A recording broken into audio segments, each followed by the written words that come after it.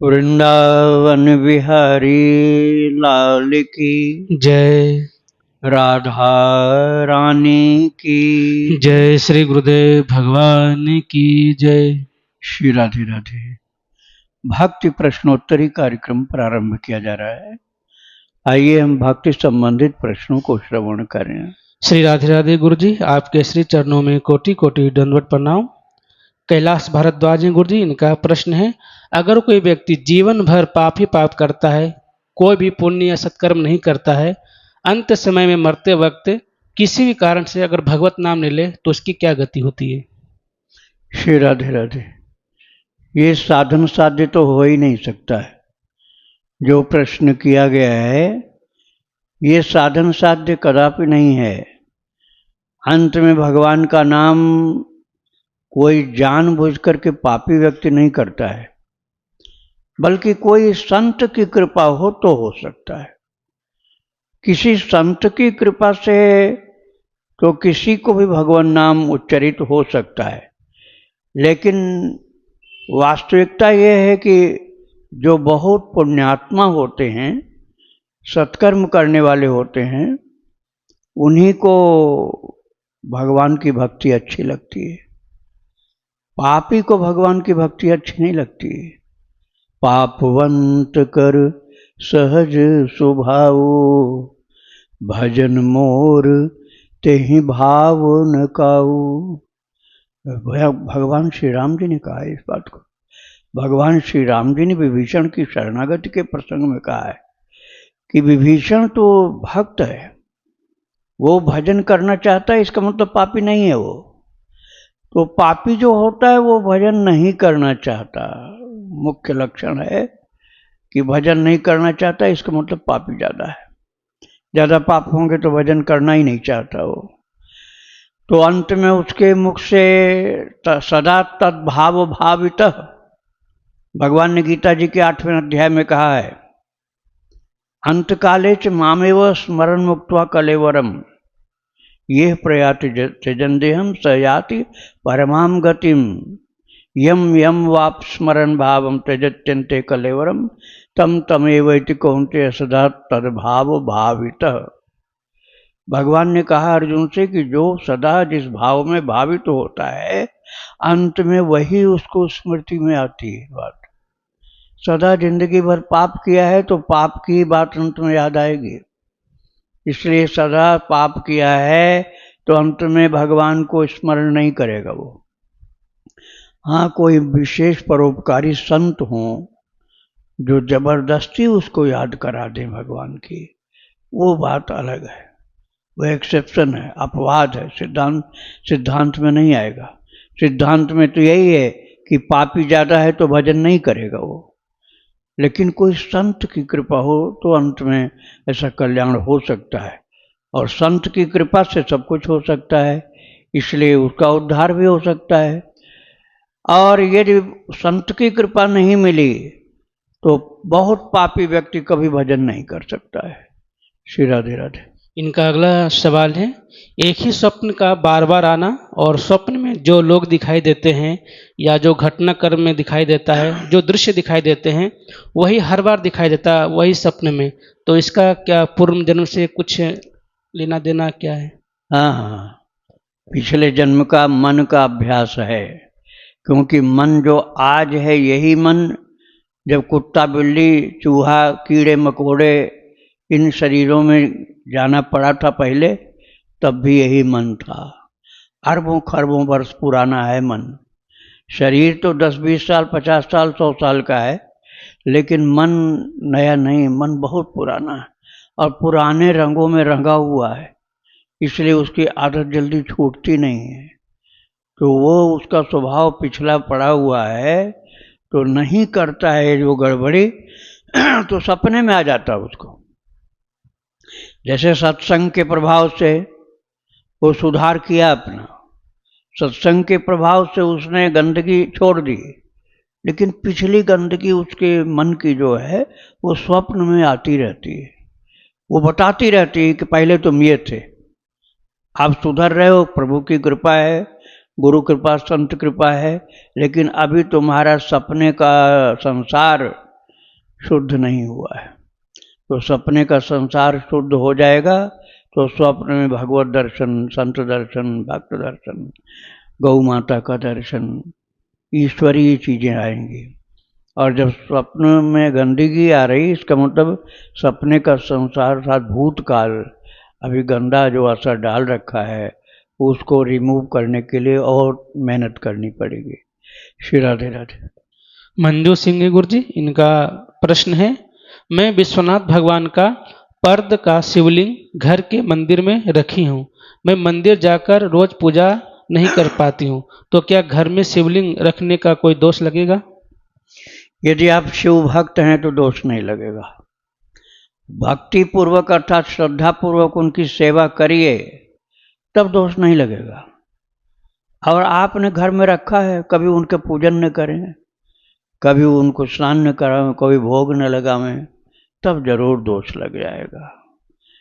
जैसे कई लोग कहते हैं कि महाभारत रखोगे घर में तो घर में लड़ाई होगी, महाभारत होगा। कब होता है ऐसा? जब महाभारत की पुस्तक रखो और पढ़ो कभी नहीं, तब होगी लड़ाई। महाभारत की पुस्तक घर में रखे हो और पढ़ो कभी नहीं तो जरूर लड़ाई होगी। और महाभारत तुम घर में रखो और खूब आदर से उसको पढ़ो, भगवान की वाणी भी उसमें है, प्रभु के भक्तों का चरित्र भी है, तो उससे कल्याण होगा। पंचम वेद माना जाता है महाभारत। ऐसे ही शिव जी महाराज कृपा करते हैं। अब घर में तुम ले आओ और सदा उनको भूखा प्यासा रखो, नहलाओ धुलाओ नहीं, सेवा नहीं करो, तब जरूर उनको नाराजगी होगी। तो ऐसा नहीं करना चाहिए। श्री राधे राधे। कर्नाटक सिंह गुरु जी, इनका प्रश्न है, प्रदक्षिणा का मतलब क्या है? हम प्रदक्षिणा क्यों करते हैं? किन किन प्रदक्षिणा करनी चाहिए? जिन देवों के बारे में ना मालूम हो उनकी कितनी प्रदक्षिणा करनी चाहिए? श्री राम जी और श्री कृष्ण जी की कितनी प्रदक्षिणा करनी चाहिए? श्री राधे राधे। प्रदक्षिणा का तात्पर्य परिक्रमा होता है। परिक्रमा जिनकी की जाती है उनको अपने से दाहिने हाथ पर किया जाता है। अपने से बाएं हाथ पर कर दिया उनकी तो उल्टी परिक्रमा हो जाएगी, तो दोष हो जाएगा, पाप लग जाएगा। उनको सदा अपने से दाहिने करके घूमते जाना, घटिका वत क्लॉकवाइज घूमना है, तो परिक्रमा हो गई। और देखो भक्त लोग, संत लोग बीच बीच में प्रणाम भी करते हैं, रुक रुक करके उसी दिशा में मुंह करके प्रणाम भी करते हैं। कुछ तो ऐसे संत होते हैं, जैसे मैंने अभी दंडवती बाबा की चरितावली सुनाई थी थोड़े दिन पहले, दंडवत कर करके परिक्रमा करते हैं। अब वो तो महाराज 365 बार दंडवत करते थे एक जगह, फिर आगे बढ़ते थे। लेकिन ऐसे संत तो आज भी बहुत हैं कि पूरी दंडवती परिक्रमा करते हैं, केवल चल के नहीं। दंडवत लेटेंगे, फिर खड़े होंगे, फिर आगे चलेंगे, फिर दंडवत करेंगे। तो ये भगवान को प्रणाम करने का एक तरीका है। और कन्हैया ने खुद ही कहा, माम नमस्कुरु मन मना भव मद भक्तो मध्या जी माम नमस्कुरु मामे वैश्य सत्यम ते प्रतिजाने प्रियोसि में। गीता जी के 18वें अध्याय का 65वां श्लोक है। भगवान अपने को इतने सरल बता दिए कि अर्जुन तू केवल मुझको प्रणाम करता रह, तब भी मैं प्रसन्न रहता हूँ, कृपा करता हूँ। अरे खिलाने पिलाने में भी एकदम सरल कर दिया, पत्रम पुष्पम फलम तोयम यो में भक्त्या प्रयच्छति। दंडवत कर लिया, पंचांग प्रणाम कर लिया, हाथ जोड़ करके सिर झुकाया, बस भगवान को नमन करते रहो, यही भक्ति हो गई। तो ये प्रदक्षिणा जो है अर्थात परिक्रमा, ये प्रणाम करने वाली जो विधि है उसका विकसित स्वरूप है। हम एक जगह हाथ जोड़ के प्रणाम करते हैं, उससे अच्छा पंचांग करें, उससे अच्छा साष्टांग करें। और यदि हम उनके चारों तरफ घूम घूम के करें, जैसे अर्जुन ने कहा है विश्वरूप दर्शन के समय 11वें अध्याय में लिखा, नमः पुरस्तादथ पृष्ठतस्ते नमोस्तुते सर्वत एव सर्व। हे प्रभु, मैं आपको पीठ की ओर से भी प्रणाम कर रहा हूँ। नमः पुरस्तादथ पृष्ठतस्ते, आगे से भी प्रणाम कर रहा हूँ, पीछे से भी प्रणाम कर रहा हूँ, अर्थात चारों तरफ से घूम घूम के प्रणाम कर रहा हूँ। तो ये परिक्रमा करना, प्रदक्षिणा करना, ये भगवान की भक्ति का, उपासना का एक अंग है। इसमें कुछ पैसा नहीं खर्च होता, सरल है, बस भाव से केवल प्रणाम करते जाओ। श्री राधे राधे।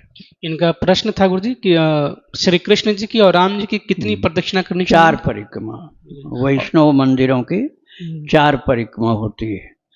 और किसी की करने, शिव जी के करना होगा तो बीच में जहाँ से जल की धारा निकलती है वहाँ से फिर वापस आते हैं। लेकिन भगवान राम जी, कृष्ण जी, इनकी परिक्रमा तो 4 बार घूम घूम करके की जाती है। हर परिक्रमा में ठाकुर जी के सामने आने पर रुकना चाहिए। परिक्रमा करते करते जब आप भगवान के सामने आओ तो एक क्षण रुको और उनको प्रणाम करो, फिर आगे बढ़ो। ऐसे हर बार रुकना होगा। श्री राधे राधे। इनका और प्रश्न गुरुजी कि जिन जिन देवी देवताओं के बारे में नहीं पता है कि कितनी प्रदक्षिणा करनी चाहिए, तो उनका फिर कितना प्रदक्षिणा करें? उनके लिए पहले उनके अंदर ठाकुर जी बैठे हैं, ये ध्यान करो। ईश्वर सर्वभूतानां हृदय से तिष्ठति। गीता में ठाकुर जी कहते हैं भगवान सबके हृदय में बैठे हैं। तो अब वो देवी देवता कोई भी हो, उनका ध्यान करो कि अंदर कन्हैया बैठे हैं। तो कन्हैया की परिक्रमा मैं कर रहा हूँ, तो कर लो 4 परिक्रमा आप। श्री राधे राधे। पंकज यादव जी हैं गाजियाबाद से। इनका प्रश्न है, जो जाप वाली माला होती है क्या उसे पहन भी सकते हैं? यदि नहीं तो क्यों? मैंने एक पॉडकास्ट में सुना कि जाप माला नहीं पहना जाता। मैंने तो जाप माला पहन लिया है, तो उससे क्या दोष लगेगा और उससे किस प्रकार से मुक्ति मिल सकती है? श्री राधे राधे। आज से आप समझो कि जो कपड़ा भगवान को पहनाए हो आप मंदिर में, तो क्या वो कपड़ा आप भी पहनोगे क्या? अब जो ठाकुर जी को पहनाए हो तो ठाकुर जी की चीज़ हो गई ना, उसको हम प्रणाम कर सकते हैं, उसको पहन नहीं सकते हैं। ऐसे जिस माला से हम प्रभु का नाम जपते हैं वो माला भगवान की हो गई, उसको प्रणाम कर सकते हैं, पहन नहीं सकते हैं। और जो पहनने की माला है वह अलग होती है, उसको कंठ में धारण किया तो कंठी कहा जाएगा, और नीचे तक की भी होती, पंचमाला भी होती है। लेकिन जो पहनी हुई माला वो जप के लिए नहीं होती, और जप की जाती वो ठाकुर जी की चीज़ हो गई। अब उसको पहन नहीं सकते, प्रणाम कर सकते केवल। श्री राधे राधे। इनका दूसरा प्रश्न है, यदि किसी ने कोई पाठ का प्रण लिया है 11 या 21 दिन का, और उसी बीच में किसी परिवारी जन का संबंधी गण में किसी की मृत्यु हो गई, तो क्या पाठ बंद कर देना चाहिए और फिर दोबारा से उसे चालू करना चाहिए? नहीं नहीं, पाठ नहीं बंद करना चाहिए। अच्छा काम थोड़े बंद किया जाता है, खराब काम बंद करो। उस घर में न करके दूसरी जगह करो, किसी मंदिर में बैठ करके पाठ करो। उसी घर में क्यों नहीं कर सकते हो? इस सूतक वाली बात मानते हो तो विरक्त साधु के लिए सूतक नहीं होता। लेकिन जो घर में परिवार में रहने वाला है वो अपने नियम को निभाए, बस घर में पाठ न करके दूसरी जगह पाठ करे, किसी मंदिर में करे, किसी एकांत स्थान में करे, कोई दोष नहीं लगेगा। श्री राधे राधे। तुलसीदास जी हैं पुणे महाराष्ट्र से। इनका प्रश्न है, महाराज जी ज्ञानेश्वरी ग्रंथ में 18 अध्याय हैं। 2024 के श्रावण महीने में इसका पाठ करना प्रारंभ किया था, मगर परिवार में किसी की मृत्यु के कारण सूतक लगा था। उस समय मेरे द्वारा 12 अध्याय पढ़े गए थे। सूतक के कारण पढ़ना बंद कर दिया था, लेकिन जो 6 अध्याय पढ़ना रह गए थे उसमें से 3 अध्याय 2-4 बार में पूरे किए, मगर 3 अध्याय अभी भी शेष बाकी है। वह मैं अभी तक उसे पढ़ नहीं पा रहा हूँ। अब मुझे वह पढ़ना चाहिए जहाँ से छूटा था वहीं से, या शुरू से पढ़ना है? क्या ग्रंथ को पढ़ना आधे में छोड़ने से अपराध लग जाता है? हाँ, आपको पहले तो उसे पूरा करना पड़ेगा।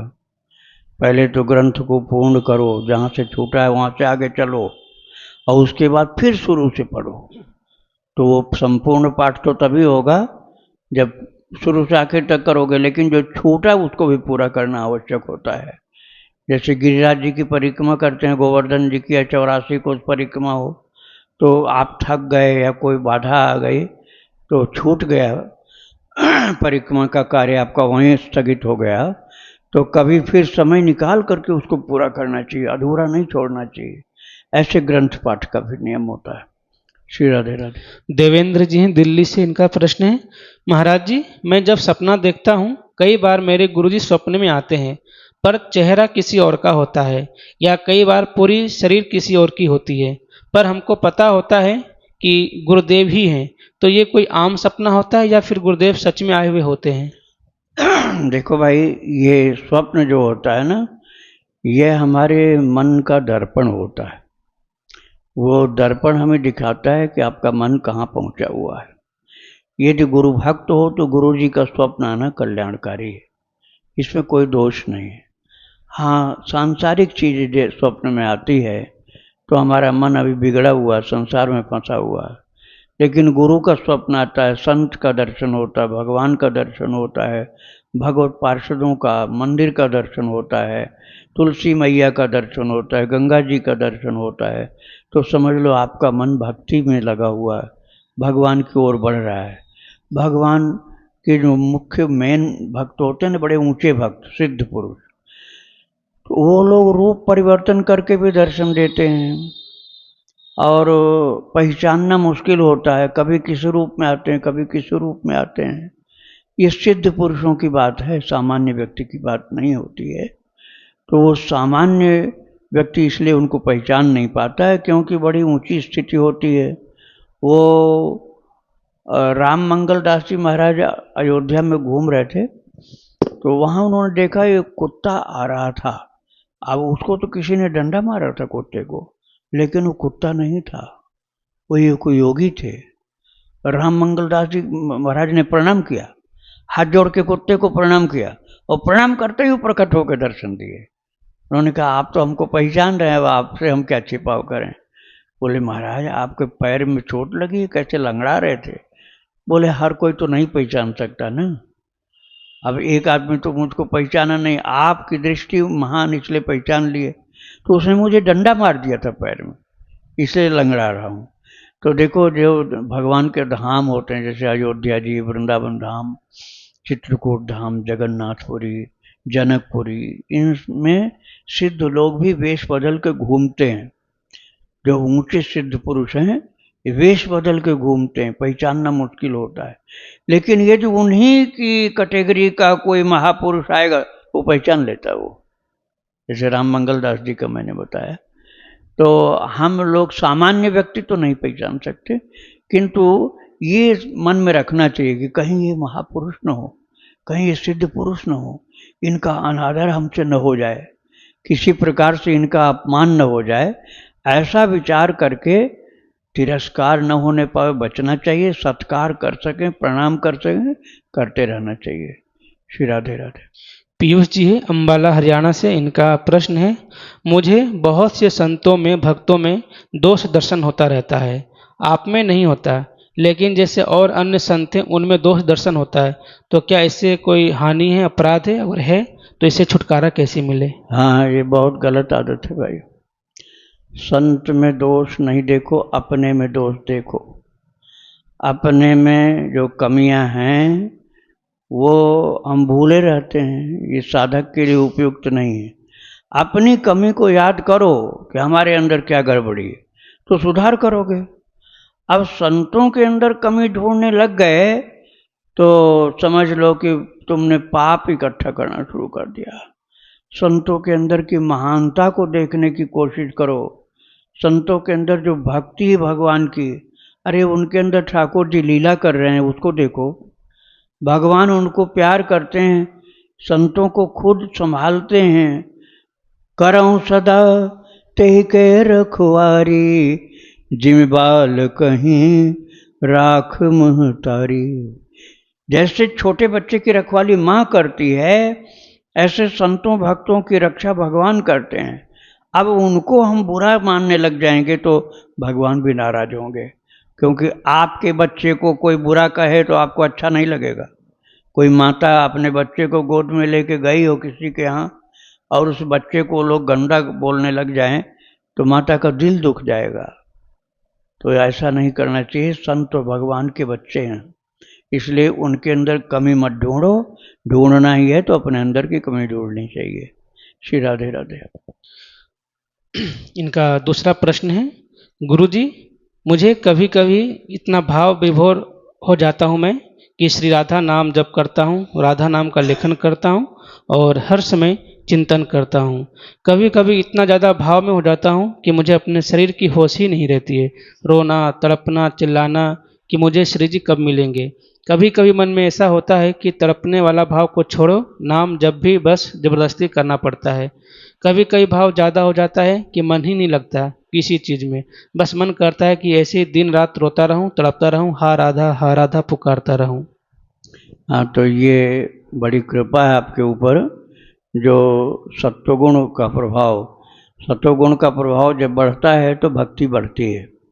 और इसीलिए गीता में बहुत जगह लिखा, रामायण में भी बहुत जगह लिखा है, महात्मा नस्तुमाम पार्थ दैवीं प्रकृतिमाश्रिता भजन चनन्य मनसो ज्ञात्वा भूतादिम अव्ययम। महात्मा नस्तुमाम पार्थ दैवीं प्रकृतिमाश्रिता, जो दैवी प्रकृति के अर्थात सतोगुणी महात्मा होते हैं वो भगवान के भजन में लगे रहते हैं। तो आपके अंदर जो प्रेम मरता है, आंखों से आंसू आती है, प्रभु को पुकारते हैं, तो समझ लीजिए उस समय दैवी शक्ति, दैवी संपदा और सात्विक स्वभाव ये किसी कारण से बढ़ा हुआ है, अर्थात सत्संग प्रभाव हुआ। और जिस समय आपके अंदर बुरा भाव आता है तो समझ लो कहीं का कुसंग लग गया है आपके पीछे। वो कुसंग चाहे भोजन के रूप में आया हो, भोजन के रूप में भी कुसंग आता है, चाहे चिंतन के रूप में आया हो, चाहे ग्रंथ, ऐसे तमोगुणी ग्रंथ आपने पढ़ लिया या सुन लिया जो भक्ति से विपरीत हैं, नास्तिकता वाले ग्रंथ हैं।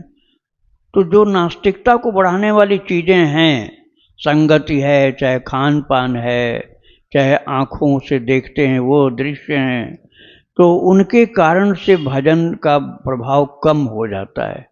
जो भजन बढ़ा हुआ था वो माइनस की ओर, पॉजिटिव की जगह निगेटिव की ओर चल पड़ता है। हम सबको देखें परस्पर काममय, जो ब्रह्ममय देखत रहे, ऐसा लिखा हुआ है कि जब वो विकार उत्पन्न होता है तो जो ब्रह्ममय देख रहे थे वो काममय देखने लग जाते हैं। इसलिए कुसंगत से बचना चाहिए। ये कहा हुआ है उसमें नारद भक्ति सूत्र में नारद भक्ति सूत्र का 43वां सूत्र है, 43 नंबर का, दुस्संग सर्वथैव त्याज्य, दुस्संग सर्वथैव त्याज्य। सत्संग करो लेकिन कुसंग से बहुत बच के रहो, नहीं तो भक्ति को चाट जाएगा, वो कुसंग नष्ट कर देगा। श्री राधे राधे। इनका आखिरी प्रश्न है, गुरुजी मेरे घर पर मेहंदीपुर बालाजी की छोटी सी प्रतिमा है और राधा कृष्ण जी भी हैं, तो जो राधा कृष्ण वही राम जी होते हैं, उनका स्थान बालाजी से ऊपर ही रखना चाहिए ना, और बालाजी को थोड़ी सी नीचे ही बैठना चाहिए, क्या यह सही है? बालाजी की बात पूछ रहे हैं ना। बालाजी दो प्रकार के होते हैं। एक बालाजी तो विष्णु भगवान है जो दक्षिण भारत में है, और एक मेहंदीपुर बालाजी हनुमान जी हैं। तो एक तो स्वामी हो गए, एक सेवक हो गए। जो दक्षिण भारत में है तिरुपति बालाजी, वो तिरुपति बालाजी विष्णु भगवान है, और मेहंदीपुर में जो बालाजी है हनुमान जी हैं। ये तो राम जी के सेवक हैं और वो स्वयं राम जी हैं। तो आपको ये देखना पड़ेगा कि कौन से बालाजी की बात कर रहे हैं। मेहंदीपुर वाले बालाजी की बात कर रहे हैं तो वो हनुमान जी हैं, और यदि वो आपके पास हैं तो भगवान के सेवक हैं, भगवान का स्थान ऊंचा रहेगा। यही पूछा नहीं ना। श्री राधे राधे। गुरुग्राम से रेखा सैनी जी गुरु जी, इनका प्रश्न है, महाराज जी मैं माला से विजय मंत्र का जाप करती हूँ, पर माला जाप करते करते 2 बार सुमेरु को लांग चुकी हूँ। फिर थोड़ी सी आगे चलने पर ध्यान आता है कि मैं सुमेरु लांग लिया है।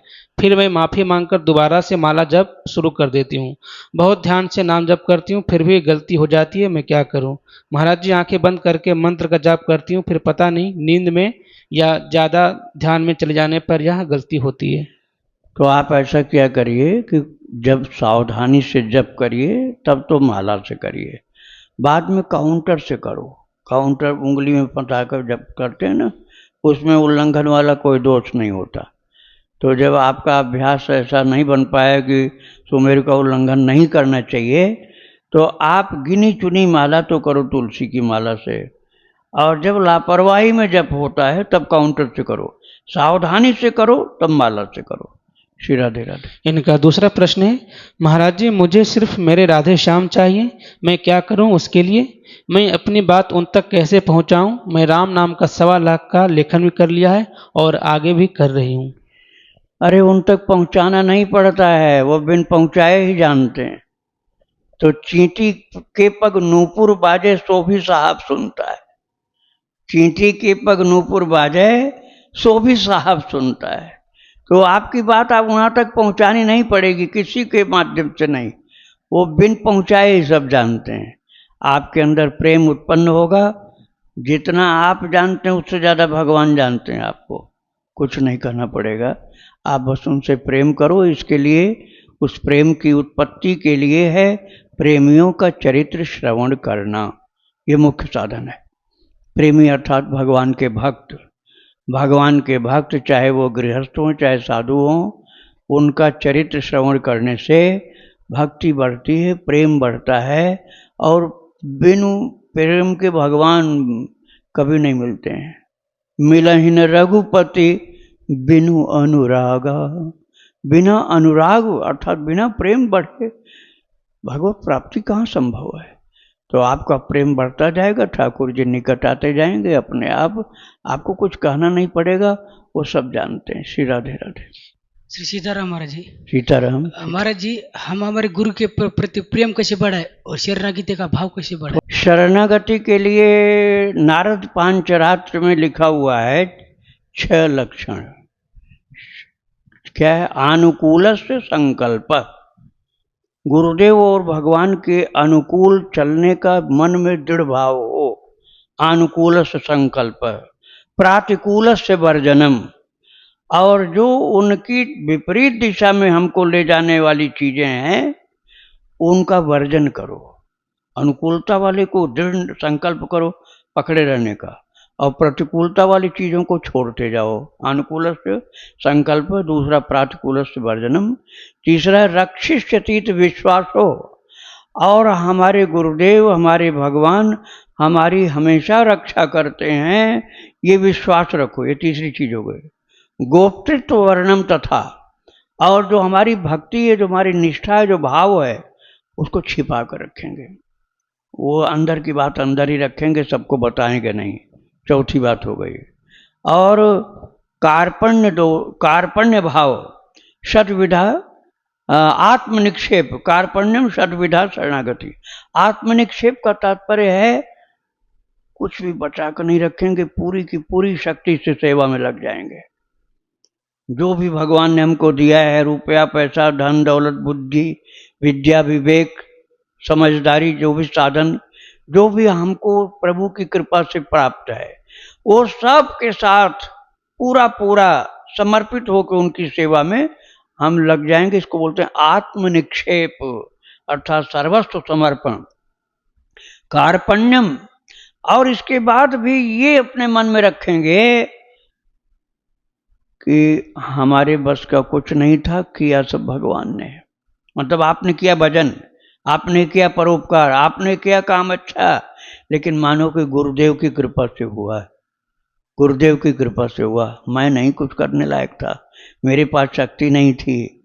हमारे ठाकुर जी हमारे गुरुदेव भगवान ने ये मुझसे करवा लिया, नहीं तो मैं बिल्कुल बेकार हूँ। ऐसे दीनता का भाव मन में, अहंकार से बचो, यही दीनता है। तो ये षड्विधा शरणागति, यही शरणागति का भाव है। शरणागति की बात एक कहा है, पूछा, दूसरा क्या पूछा था? प्रेम कैसे बढ़े? प्रेम कैसे हो? प्रेम तभी होता जब शरणागति होती। शरणागति जब होगी तो प्रेम अपने आप हो जाएगा। प्रेम के लिए उनका मैं हूँ, मैं उन्हीं का हूँ, और उनके अलावा दूसरे का नहीं हूँ।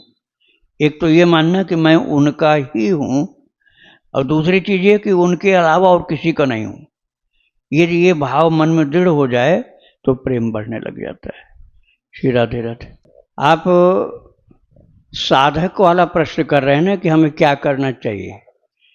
तो देखिए, पहली बात तो ये है कि हमको अपना लक्ष्य पहले चयन करना होगा, अर्थात ध्येय हमको क्या है अपना बनाना, पहले इस पर हमको दृढ़ता के साथ समझना होगा। मनुष्य का जन्म तुच्छ पदार्थों के लिए, आहार निद्रा भय मैथुनम च, इसके लिए नहीं प्राप्त है, क्योंकि ये चीज़ें तो हमको पशु शरीर में भी प्राप्त थीं। आहार निद्रा भय मैथुन, ये चीज़ें तो पहले भी प्राप्त हो चुकी हैं अन्य जन्मों में भी। अब हमको क्या करना है? अब हमको भगवान की तरफ चलना है। भगवान की तरफ चलने के लिए मनुष्यत्वम, पहली चीज़ हमको भगवान ने दे दिया, मनुष्यत्वम, अर्थात मनुष्य का शरीर दे दिया। और अब इस शरीर के द्वारा हमको करना क्या है, ये थोड़ा सा संगति अच्छी हो तभी पता चलता है। दूसरी चीज़ होती है मुमुक्षत्वम, मनुष्यत्वम अर्थात मनुष्यता प्राप्त होना।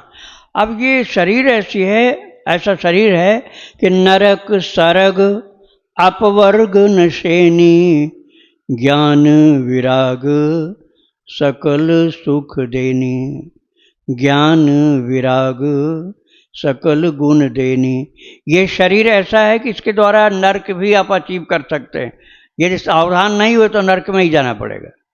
और दूसरी चीज़, ये सावधान हुए और प्रभु से प्रेम नहीं किए, कर्मकांड में फंसे रहे तो क्या होगा? स्वर्ग मिलेगा। नरक सरग अपवर्ग नशेनी, नशेनी अर्थात सीढ़ी। ये हमारा शरीर सीढ़ी है, इसको लगा दो तो नरक में पहुंचा देगा, उधर लगाओ तो, और कर्मकांड में फंसाओ तो स्वर्ग में जाओगे। और उपासना में यदि लग गए, भगवान के प्रेम में लग गए तो मोक्ष प्राप्त होगा। स नरक सरग अपवर्ग, अपवर्ग तो मोक्ष। किंतु मोक्ष से भी ऊंची एक चीज होती है, वो होती है भगवान की प्रीति। भगवान की प्रीति ये पंचम पुरुषार्थ है। चार पुरुषार्थ क्या होते हैं? धर्म अर्थ काम और मोक्ष। धर्म अर्थ काम और मोक्ष ये चार पुरुषार्थ हैं, लेकिन इनके आगे पंचम पुरुषार्थ होता है, वो होता है भगवान से प्रेम हो जाए। अब ठाकुर जी से जब प्रेम हो जाएगा तो ठाकुर जी महाराज इतना कृपालु हैं कि वो तो सदा साथ ही साथ रहते हैं, सदा साथ में रहते हैं, लीलाएं करते हैं, और कभी कभी तो छिप के रहते हैं, और ऐसी ऐसी लीला करते हैं जैसे वो अपने सगे मित्र हों।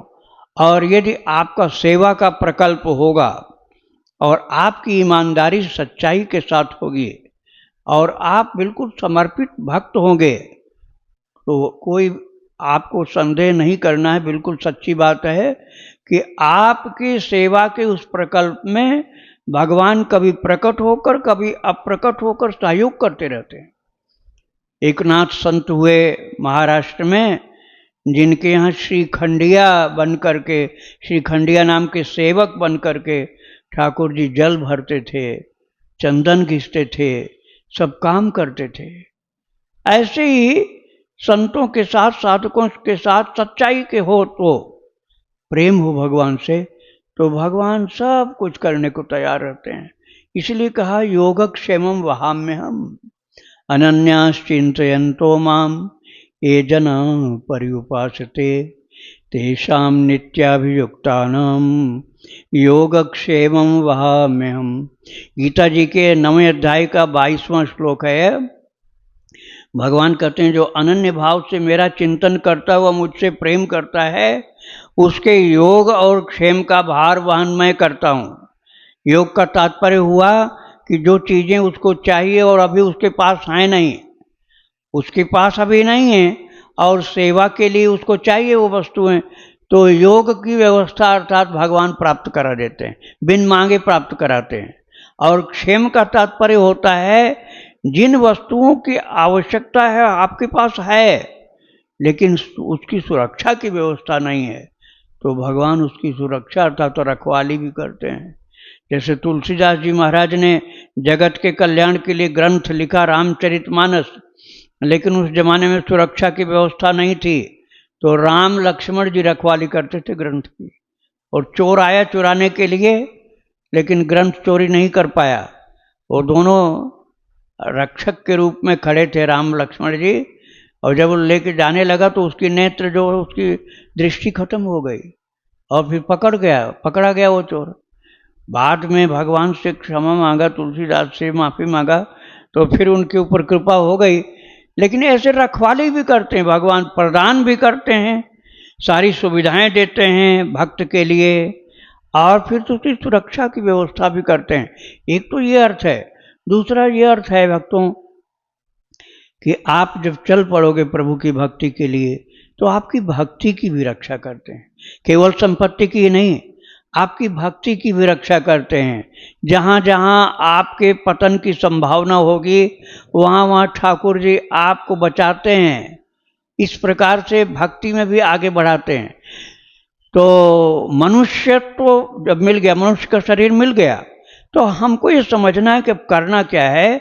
वही है ध्येय को निश्चय करना, और उसके बाद मुमुक्षत्वम, मनुष्यत्वम के बाद मुमुक्षत्वम, अर्थात फिर हमारे अंदर भक्ति की जिज्ञासा तीव्र पैदा हो, और उसके बाद फिर चाहिए तीसरी चीज संत समागम। इसलिए भगवान शिव जी ने कहा, गिरिजा संत समागम समन लाभ कछुआन। हे पार्वती, संत समागम जैसा दूसरा लाभ कोई चीज में नहीं मिलता है। इसलिए जीवन में सबसे दुर्लभ, मनुष्य तो मिल जाएंगे, अब मनुष्य का शरीर तो हम सभी को मिला है, लेकिन मनुष्य के अंदर मानवता जल्दी नहीं मिलती है। देखने के लिए 2 पैर हैं लेकिन 4 पैर वाला काम करते हैं। तो मनुष्य होने पर भी पशुता है, तो उससे ठीक करना, अपने को पशुता से मुक्त मनुष्यत्व जागृत करना है। फिर मुमुक्षत्व अर्थात साधक बनना है। तीसरी बात यह है कि संत की शरणागति। गिरिजा संत समागम समन लाभ कछुआन। संत समागम जैसा दूसरा कोई लाभ नहीं है। इसलिए जीवन में संत समागम की प्राप्ति के लिए सतत प्रयत्नशील रहना चाहिए। मानवता भी जीवन में हो और साधक का भी लक्षण हो, उसके बाद संत समागम के लिए भी प्रयत्नशील रहे तो भगवान की प्राप्ति भी हो जाती है, उनका प्रेम भी मिल जाता है, और जीवन का जो टारगेट है वो भी प्राप्त कर लेते हैं। और जब जीवन का टारगेट अचीव कर लिया आपने तो मनुष्य होना सार्थक हो जाता है। स्वामी हरिदास जी एक तो वृंदावन वाले जो बांके बिहारी को प्रकट किए, अच्छा, एक दूसरे स्वामी हरिदास थे जो जगन्नाथपुरी में रहते थे। वृंदावन वाले जो स्वामी हरिदास जी थे, अलीगढ़ के पास में हरिदासपुर है, जन्म वहाँ हुआ था, लेकिन उसके बाद उनको माता पिता लेकर के आ गए वृंदावन के पास में राधा बावड़ी नाम की एक जगह है। राधा बावड़ी, ये बहुत छिपा हुआ है, कम लोग जानते हैं। भागवत रसिक जी महाराज ने वहाँ तप किया था, तब कुछ लोग जान पाए। तो तटीय स्थान के भागवत रसिक जी महाराज थे जिनका चरित्र मैंने 27 भाग में सुनाया। वो भागवत रसिक जी महाराज राधा बावड़ी के पास रहते थे, वहीं तप करते थे। तो उन्होंने ये बात खोज करके प्रकट किया कि बचपन में श्री हरिदास जी महाराज राधा बावड़ी में ही रहे। माता पिता का हठ था, बहुत ज़्यादा हठ था कि बेटा शादी कर ले। अब माँ बाप की बात को इनकार नहीं करना चाहते, शादी तो कर लिया, लेकिन तुरंत अपनी पत्नी को बोले, मैंने उनकी आज्ञा तो पालन कर लिया, लेकिन अब मुझे जंगल में जाकर भजन करना है। तो पत्नी पीछे पीछे चल पड़ी उनके, और वो आए वृंदावन में, चले गए कहाँ, निधि वन के अंदर, और उसको रोक दिया। ये जो विद्यापीठ चौराहा है यहीं पर रोक दिया कि आगे तुम नहीं बढ़ना, नहीं तो तुम भस्म हो जाओगी। तो वहीं बैठी रह गई। विद्यापीठ चौराहे के पास एक समाधि बनी हुई है, वहीं पर वो माता ने भजन करके शरीर छोड़ा था। तो उन्होंने बहुत वैराग्य धारण किया। महाराज आसुधीर जी के द्वारा उनको ज्ञान प्राप्त हुआ, भक्ति प्राप्त हुई, और माता ने तप बल से भगवत धाम की प्राप्त कर ली। उन्हीं के प्रमाण के स्वरूप में श्री बांके बिहारी जी महाराज हैं। विठल विपुल देव जी उनके शिष्य थे, जो निधिवन में हरिदास जी महाराज की सेवा करते रहते थे। तो उन्होंने देखा कि स्वामी हरिदास जी कभी रोते हैं, कभी हंसते हैं, कभी गाते हैं। तो पूछा, गुरुदेव क्या देख रहे हैं? आपके आंखों से आंसू क्यों आई? बोले इतनी प्रेम भरी लीला राधा कृष्ण की मैंने देखा है कि प्रेम की अधिकता के कारण आंसू गिरने लग गई। गोपियां नाच रही हैं, भगवान के साथ महाराज का आनंद प्राप्त कर रही हैं। बोले आपको तो सब दिख रहा, हमें तो कुछ नहीं दिख रहा। आपके जाने के बाद फिर हम आपकी भक्ति, गुरु भक्ति कैसे करेंगे, आपको याद कैसे करेंगे? बोले क्या चाहता है तू? तो विठल विपुल देव जी ने कहा, गुरुदेव मैं चाहता हूँ कि आप एक प्रकट रूप ठाकुर जी का दिखा दीजिए जो सर्व सुलभ हो। बोले जा कुंज के अंदर। और कुंज के अंदर गए तो ठाकुर जी बांके बिहारी के रूप में प्रकट हो गए। और विठल विपुल देव जी से स्वामी हरिदास ने कहा उठा ले उठा ले। उठा लिया, गोद में लेकर के आए। बोले अब सदा तुझको इन्हीं के अंदर सब लीलाएं दिखलाई पड़ेंगे। तो पहले मंदिर नहीं बना था, निधिवन के अंदर ही जो बांके बिहारी मंदिर में हैं, ये निधिवन के अंदर ही रहते थे। और पर्दा का मंदिर रहता था, वहीं पर बड़े प्यार से लाड़ लड़ाते रहते थे, हंसते रहते थे, गाते रहते थे, भजन भी लिखते थे, गाते भी रहते थे। और उनके निजी जो खास परिकर के लोग होते थे वही वहाँ जाते थे। हर किसी का प्रवेश वर्जित था वहाँ, सामान्य मनुष्य वर्जित प्रवेश था वो। लेकिन जो रसिक लोग थे उन्हीं लोगों को स्वामी हरिदास जी महाराज आने देते थे। बाद में जब महाराज जी का शरीर नहीं रहा तब ये मंदिर बना है जहाँ आजकल हम लोग दर्शन करते हैं। श्री राधे राधे। बात यह है भक्तों की जो वृक्ष यहाँ के हैं ना, चाहे वो लताएं हों, चाहे मोटे मोटे वृक्ष हों, चाहे कंटीली झाड़ी ही क्यों न हो, कदम्ब के वृक्ष तो प्रामाणिक रूप से भगवान के सखा है। कदम्ब के वृक्ष प्रामाणिक रूप से भगवान के सखा हैं। अब भगवान का अवतार तो द्वापर में हुआ था, लेकिन आज भी सखा जो हैं भगवान के कदम्ब के रूप में हैं। इसी तरह से निधिवन में सेवा कुंज में जो वल्लरियाँ हैं, जो लताएं हैं, जो उनकी वीथिकाएँ दिखलाई पड़ती हैं, वो लताओं की वीथिका, उसके अंदर जब जाते हैं तो प्रणाम करते हुए रसिक जन जाते हैं।